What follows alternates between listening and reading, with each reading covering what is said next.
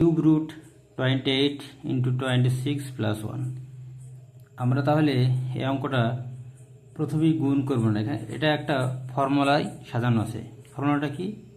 প্রথমে আমরা cube root লিখব, তারপর 28কে a প্লাস বি এবং 26কে a মাইনাস বি এই ফর্মুলায় ফেলবো। কী করব?